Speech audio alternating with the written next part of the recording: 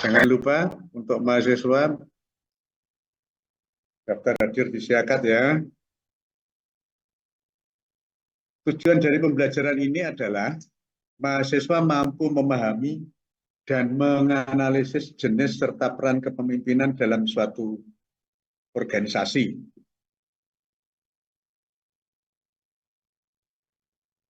Oke, yang pertama, apa yang dimaksud dengan pemimpin? Pengertian pemimpin adalah orang yang memimpin kelompok 2 orang atau lebih, baik organisasi maupun keluarga.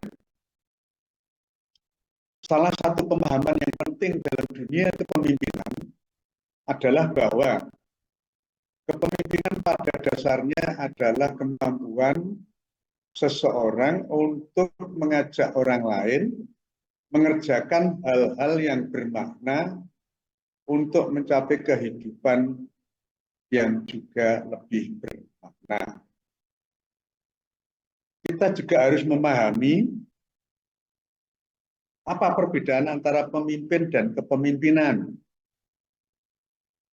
Kalau pemimpin adalah sosok yang bertugas untuk memimpin, sementara kepemimpinan adalah metode yang dilakukan oleh seorang pemimpin dalam memimpin bawahannya.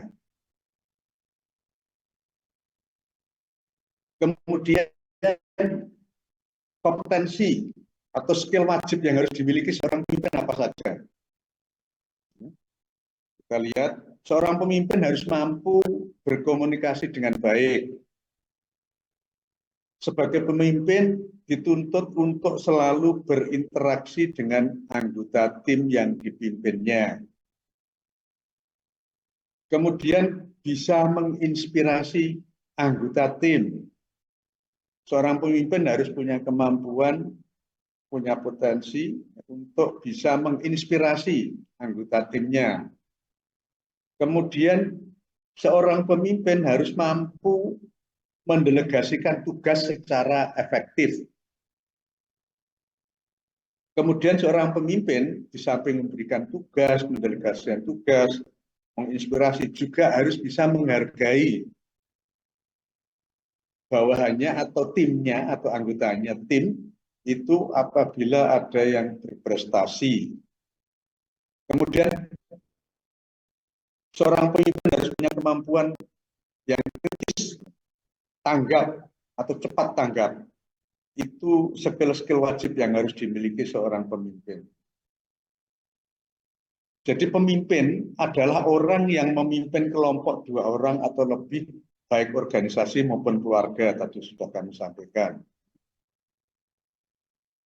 Pemimpin adalah seorang pribadi yang memiliki kecakapan, skill ya, dan kelebihan, khususnya kecakapan atau kelebihan di suatu bidang, sehingga dia mampu mempengaruhi orang lain untuk bersama-sama melakukan aktivitas tertentu demi pencapaian satu atau beberapa tujuan.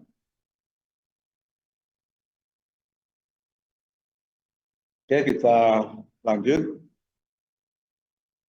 Kepemimpinan, ini menurut beberapa para ahli, merupakan seni. Kepemimpinan itu seni. Kalau tadi saya sampaikan adalah kepemimpinan adalah metode. Jadi kepemimpinan itu seni atau proses mempengaruhi orang lain, sehingga mereka bersedia dengan kemampuan sendiri dan secara antusias bekerja untuk mencapai tujuan organisasi. Itu kepemimpinan.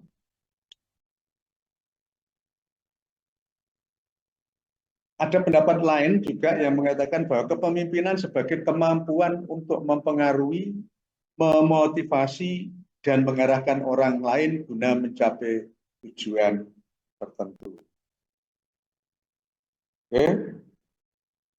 Apa yang dimaksud dengan kepemimpinan yang lain ya? Jadi kepemimpinan oleh beberapa ahli tadi itu juga ada yang berpendapat bahwa kepemimpinan adalah kemampuan seorang pemimpin untuk mengendalikan, memimpin, mempengaruhi pikiran, perasaan, atau tingkah laku orang lain untuk mencapai tujuan yang telah ditentukan sebelumnya.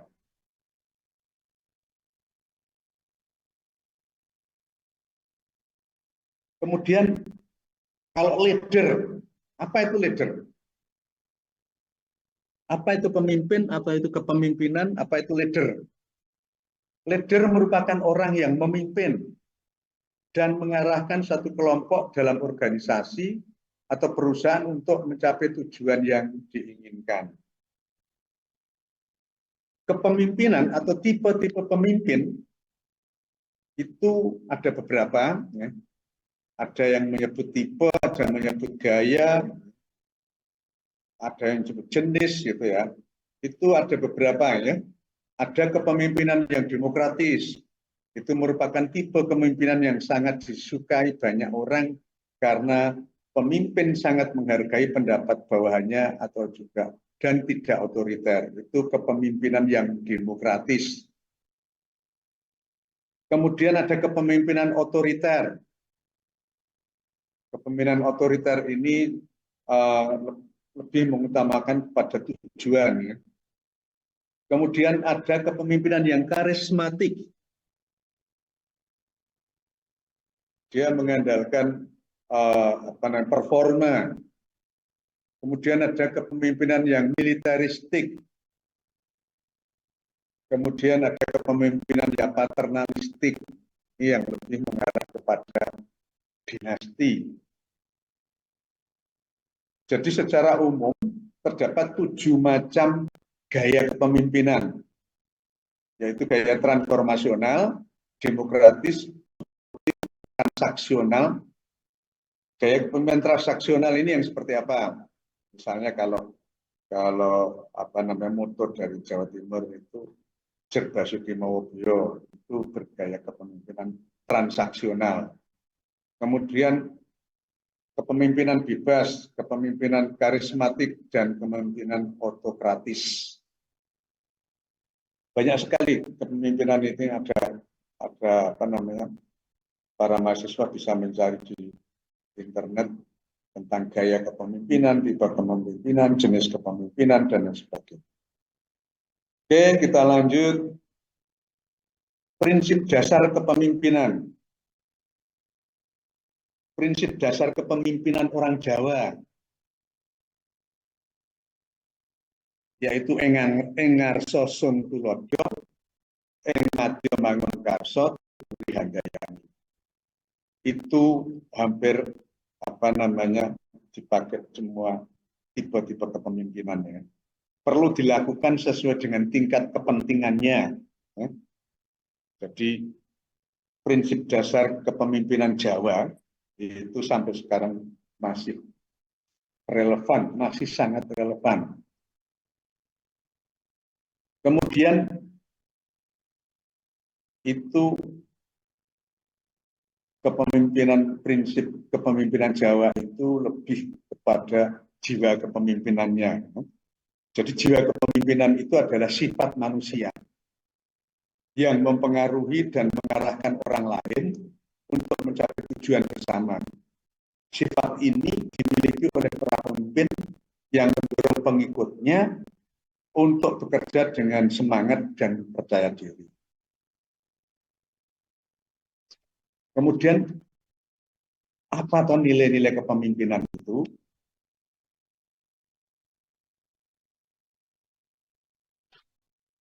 Nilai-nilai kepemimpinan itu adalah seperti integritas, pengembangan berkelanjutan, keunggulan, proaktif, tanggung jawab, dan kerjasama kelompok. Dan untuk sifat-sifat dasar kepemimpinan, antara lain adalah kompeten, berwawasan ke depan, menginspirasi, mengaktualisasi diri, jujur dan rendah hati. Kemudian, apa yang harus dilakukan untuk mencapai kepemimpinan yang efektif?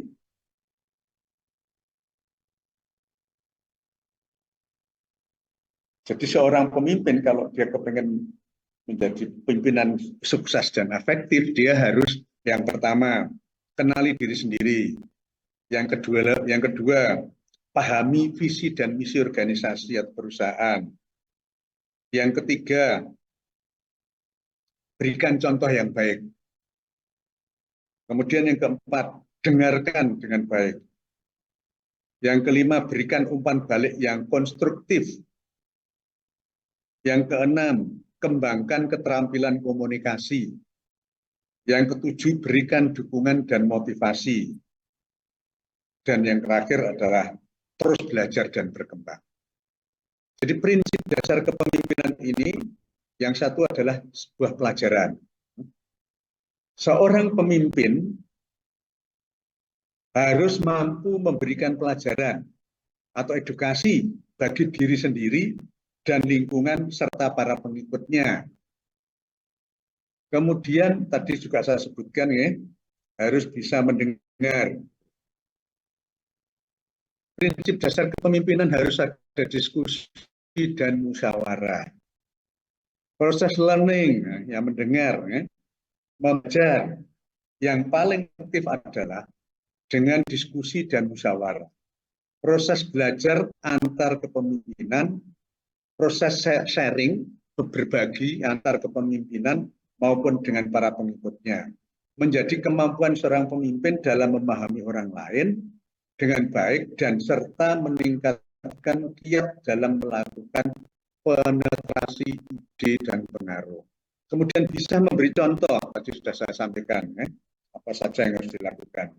Pemimpin yang efektif biasanya karena dia menjadi idola bagi para pengikutnya, baik secara individu maupun secara kelompok. Kemudian seorang pemimpin itu harus adil. Ya. Prinsip dasar kepemimpinan, seorang pemimpin harus adil, akan menjadikan seorang pemimpin mampu mempertahankan kepemimpinannya di hadapan orang lain atau para pengikutnya. Serta dengan adil, maka seorang pemimpin akan mampu memberikan rasa tentram dan kepuasan bagi pengikutnya. Prinsip dasar kepemimpinan yang lain adalah kebebasan berkreasi dan kreativitas tadi juga sudah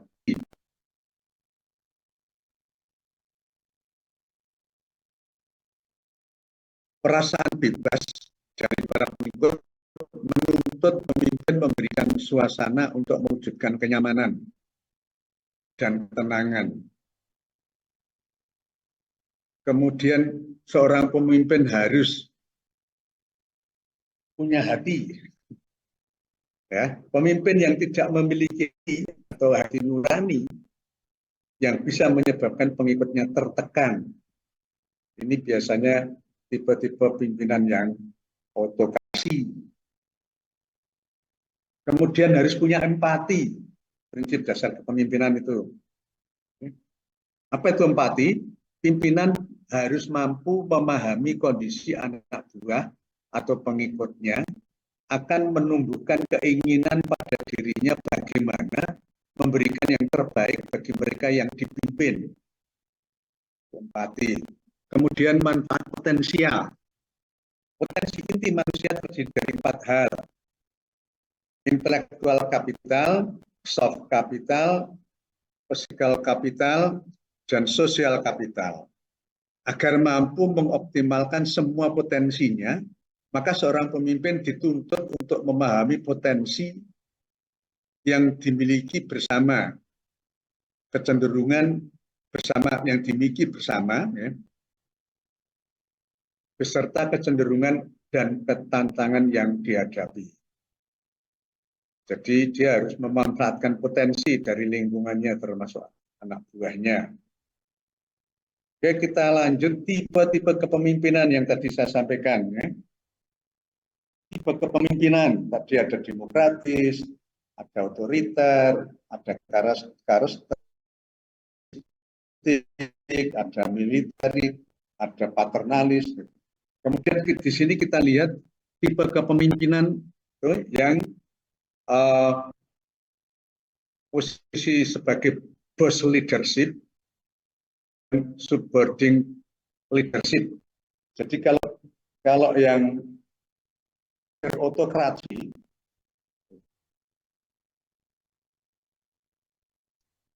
yang manajer atau karakter manajer autokrasi pada dasarnya akan memberitahu karyawannya apa yang harus dilakukan. Masukan dari karyawan tidak dibutuhkan. Kekuasaan dan kewenangan berada di tangan manajer. Itu yang manajer autokrasi.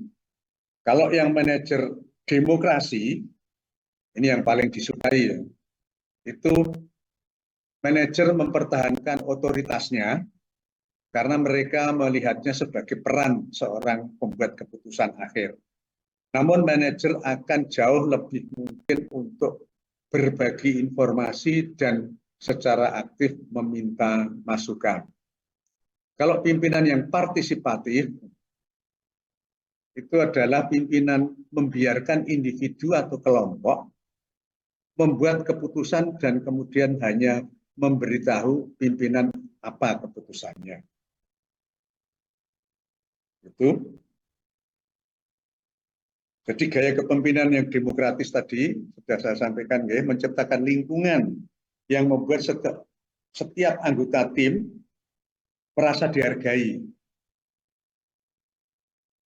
dan memiliki kontribusi yang berarti. Karyawan merasa bahwa mereka memiliki tanggung jawab dalam mengelola tugasnya mereka sendiri sehingga dapat meningkatkan motivasi dan keterlibatan. Itu kepemimpinan yang demokratis. Kemudian kepemimpinan yang autokratis, itu tadi sudah saya sampaikan ada beberapa, dapat diaplikasikan pada kondisi di mana terjadi tekanan yang sangat kuat. Misalnya saat terjadi konflik atau perang. Jika terjadi kondisi tersebut, mungkin banyak orang yang membutuhkan pimpinan yang autokrasi, otoriter. Kemudian yang pimpinan yang karismatik, itu yang seperti apa? Bentuk kepemimpinan yang dikenal karena daya tarik pribadi yang dimiliki oleh pimpinannya. Kepemimpinan ini menggabungkan kepribadian pemimpin yang menarik dan visi yang kuat dari pimpinannya. Kemudian kepemimpinan yang tipe militeristik sangat mementingkan disiplin. Kalau yang militeristik yang tinggi, dia akan senang dengan bawahan yang mempunyai sifat disiplin tinggi. Begitu pula yang tidak disiplin akan selalu mendapat teguran sehingga menyebabkan ketidaknyamanan di dalam kerja. Kemudian kepemimpinan ya paternalistik tadi merupakan pemimpin yang perannya diwarnai oleh sikap kebapaan atau orang tua dalam arti bersifat melindungi, mengayomi, dan mendorong anggota organisasi yang dipimpinnya. Oke, kita lanjut.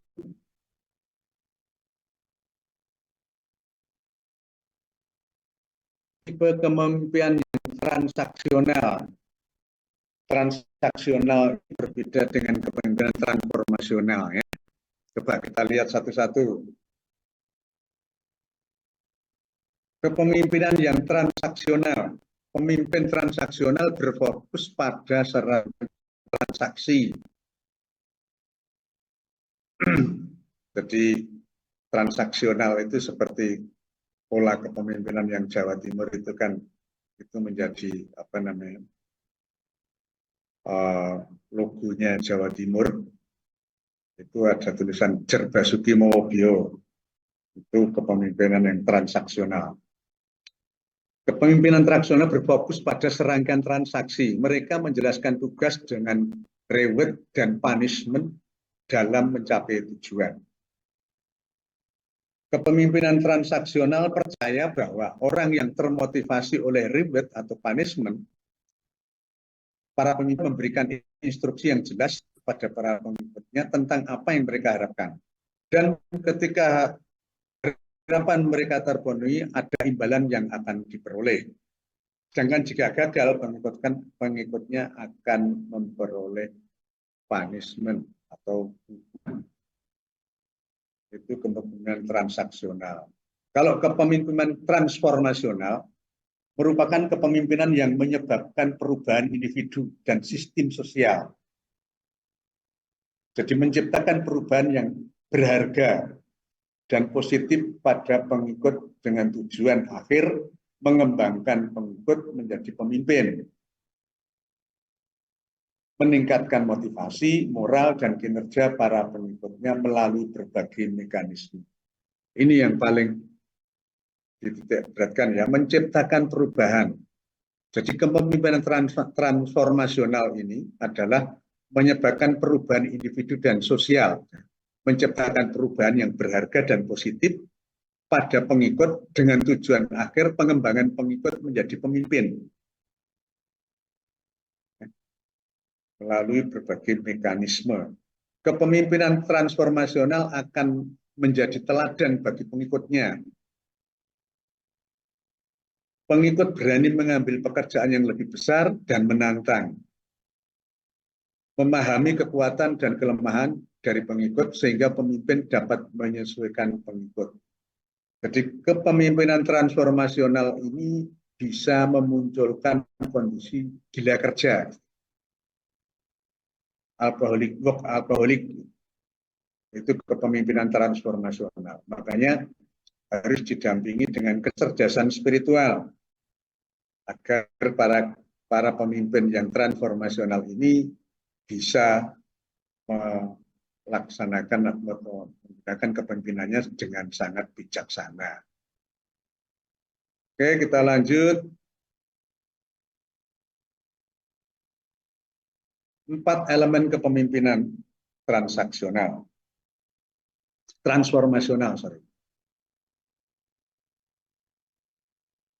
Yang pertama adalah individualistic considerant.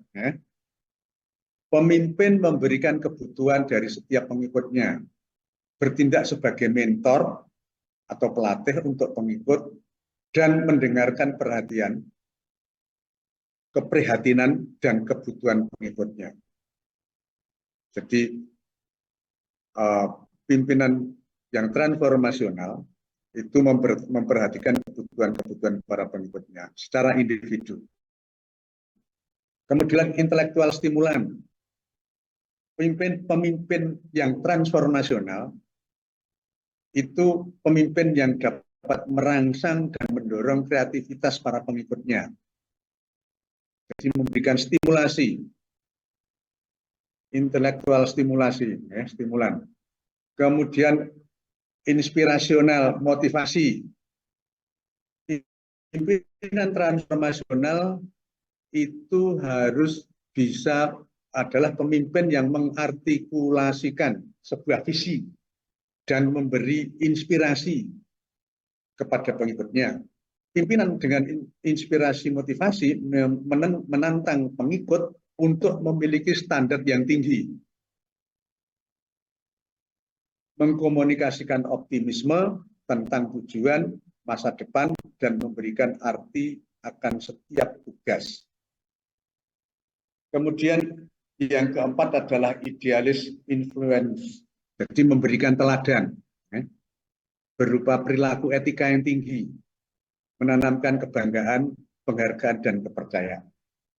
Sehingga kepemimpinan transformasional ini seperti saya katakan tadi bisa menciptakan kondisi di mana seseorang menjadi workaholic. Maka dia harus didampingi dengan kecerdasan, dilampiri dengan kecerdasan spiritual agar bisa memimpin dengan bijaksana. Oke, kita lanjut.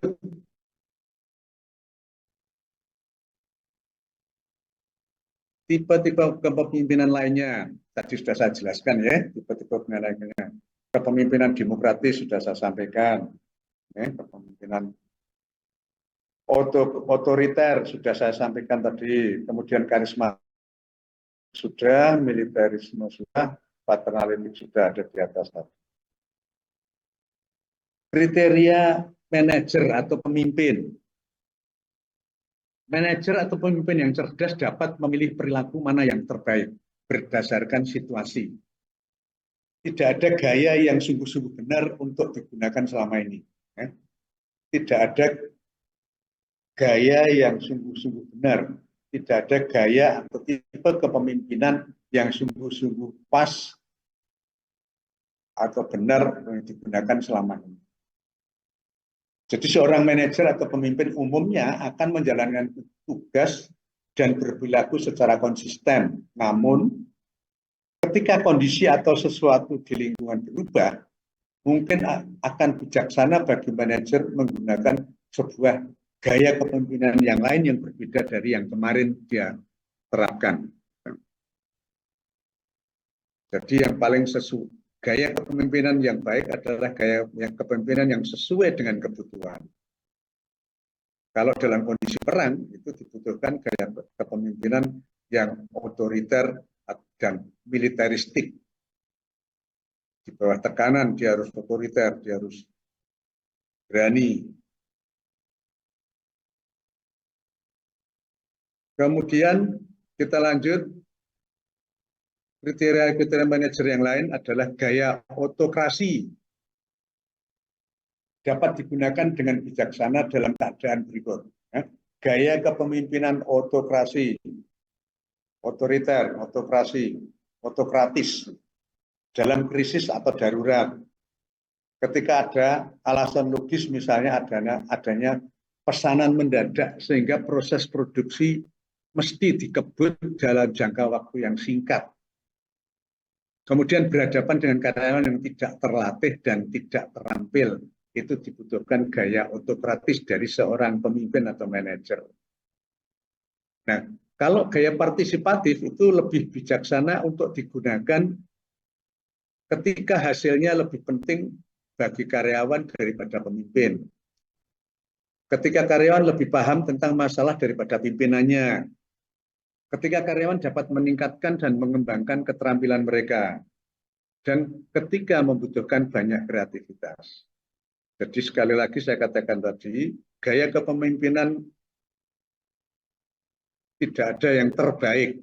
Gaya kepemimpinan yang terbaik adalah gaya kepemimpinan yang sesuai dengan kondisi. Oke, kita lanjutnya. Ada 10 gaya kepemimpinan yang bisa diterapkan oleh pemilik bisnis. Coba kita lihat. Ini ada kepemimpinan demokratis, ada kepemimpinan visioner. Nah, tadi belum dibahas yang visioner. Ada kepemimpinan yang multikultural, ada kepemimpinan yang strategik, ada kepemimpinan yang suportif, ada kepemimpinan yang autokratis, ada kepemimpinan transaksional, ada kepemimpinan yang delegatif. Kepemimpinan delegatif itu semua pekerjaan didelegasikan ke bawahan. Kalau suportif itu lebih hampir sama dengan demokrasi. Kalau visioner ini mengarah kepada transformasional. Kalau transaksional itu tadi saya katakan ada Jerbasuki Mawabio. Kemudian kepemimpinan yang bebas. Oke, ini bisa dicari pengertiannya bisa macam-macam ya. Dilihat di internet banyak itu. Kemudian kita lanjut. Kelebihan pemimpin. Apa itu kelebihan pemimpin? Pemimpin itu harus memiliki beberapa kelebihan. Kalau dia tidak punya kelebihan, ya tidak bisa jadi pemimpin. Harus punya kapasitas. Kapasitasnya adalah kecerdasan, kewaspadaan, kemampuan berbicara atau verbal facility, keaslian, dan kemampuan menilai. Jadi seorang pemimpin itu harus punya kecerdasan, punya kewaspadaan, punya kemampuan berbicara atau verbal, ya. Kemudian harus natural, kemudian punya kemampuan untuk menilai. Seorang pemimpin harus punya prestasi, achievement, seperti gelar kesarjanaan, ilmu pengetahuan diperoleh dalam bidang olahraga, misalnya, dan lain sebagainya. Dia harus punya prestasi. Dan yang paling penting adalah dia punya tanggung jawab. Ini yang paling penting. Pemimpin harus menonjol di tanggung jawab. Mandiri, berinisiatif, tekun, ulet, percaya diri, agresif, dan punya hasrat untuk unggul. Kemudian dia harus bisa berpartisipasi aktif, memiliki sosialitas tinggi, mampu bergaul, kooperatif, suka bekerja sama, mudah menyesuaikan diri, dan punya rasa humor. Kemudian statusnya harus jelas, ya, meliputi kedudukan sosial ekonomi yang cukup tinggi, populer, dan tenar. Oke, kita lanjut. Kepercayaan. Kepercayaan ini jangan diartikan sebagai kepercayaan religius ya. Jadi kepercayaan yang dimaksud dengan kepercayaan artinya adalah mengakui atau diakui akan kejujuran dan kemampuan seseorang benar-benar dapat memenuhi harapan. Dengan demikian, kepercayaan adalah keyakinan pada seseorang untuk menduduki jabatan tertentu karena diakui dia memiliki kemampuan dan kejujuran memikul jabatan tersebut sehingga benar-benar dapat memenuhi harapan. Apakah kepercayaan itu penting? Sangat penting. Kepemimpinan harus bersanding dengan kepercayaan. Karena kepercayaan adalah salah satu aspek penting dalam sebuah hubungan. Ketika kamu dan pasangan sudah saling percaya, maka akan timbul rasa aman, nyaman, dan berbagai nilai positif lainnya. Kepercayaan merupakan komponen penting bagi kepemimpinan dan lingkungan tempat kerja. Kepercayaan yang hilang atau rusak dalam satu hubungan akan sangat sulit untuk diperbaiki kembali. Nah, wis ora dipercaya wis angel, susah. Makanya kepemimpinan itu yang teranu adalah kepercayaan tadi. Oke, kita lanjut.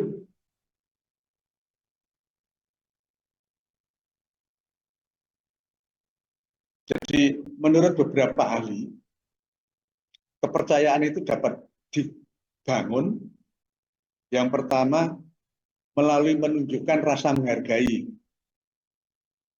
Jadi untuk membangun kepercayaan itu tunjukkan rasa menghargai. Kemudian menjaga komitmen, termasuk komitmen untuk menjaga kerahasiaan.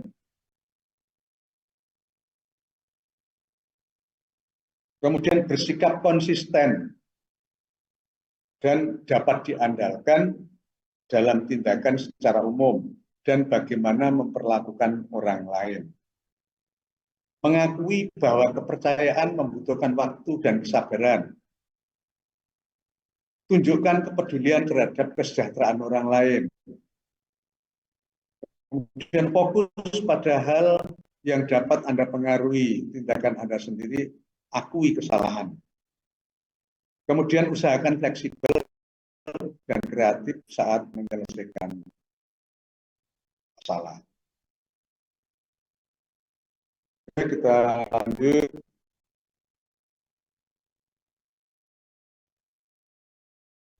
Faktor-faktor mempengaruhi kepemimpinan. Kemudian apa yang dimaksud dengan efektivitas kepemimpinan? Jadi efektif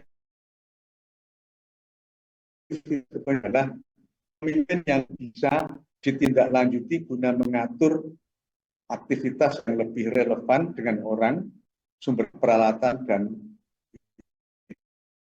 formasi efektivitas kepemimpinan.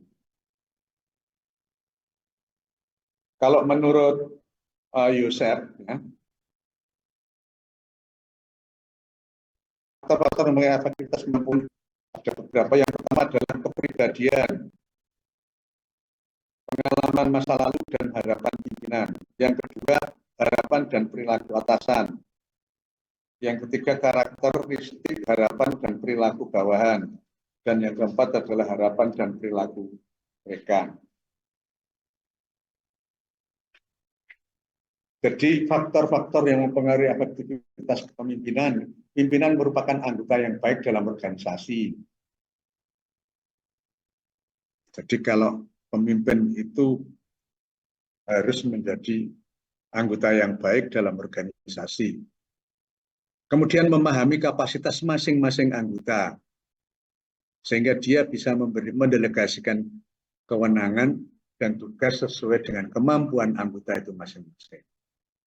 Mahir berinteraksi dengan anggota dan lingkungan kepemimpinannya.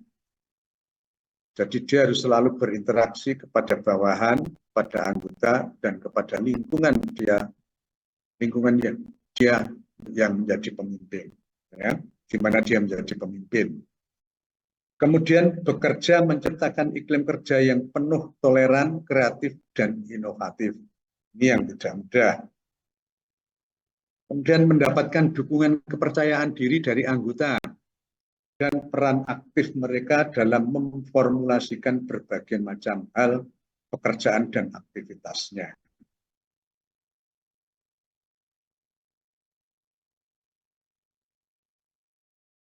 Oke, kita lanjut. Pemimpin yang efektif itu yang seperti apa toh? Pemimpin yang efektif itu berjiwa pendidik. Tadi sudah di depan juga disampaikan. Berjiwa pendidik. Membentuk anggota. Kalau tidak ada anggotanya yang dipimpin siapa gitu kan. Jadi pemimpin yang efektif adalah yang bisa membentuk anggota. Independensi atau memiliki realisasi jati diri yang mendasar bagi setiap individu. Itu akan menjadi pemimpin yang efektif. Kontinuitas atau mampu memotivasi organisasi untuk mampu bertahan dan berkembang dalam kerangka jangka panjang. Jadi ada harapan-harapan di sana. Di samping berjiwa pendidik, juga berjiwa pengajar. Apa perbedaan antara berjiwa pengajar dan berjiwa pendidik? Kalau pendidik itu di situ lebih kepada perilaku ya. Kalau pengajar itu lebih kepada transfer knowledge. Jadi berjiwa pengajar, dia membangkitkan kemampuan, mempertajam obsesi tinggi, dan memotivasi organisasi untuk terus berinovasi. Meningkatkan kepercayaan dan loyalitas anggota terhadap organisasi dan kepemimpinan. Kemudian mengarahkan seluruh kompetensi anggota dalam mencapai tujuan organisasi. Jadi seorang pemimpin itu juga tadi harus mempunyai jiwa pendidik dan jiwa pengajar.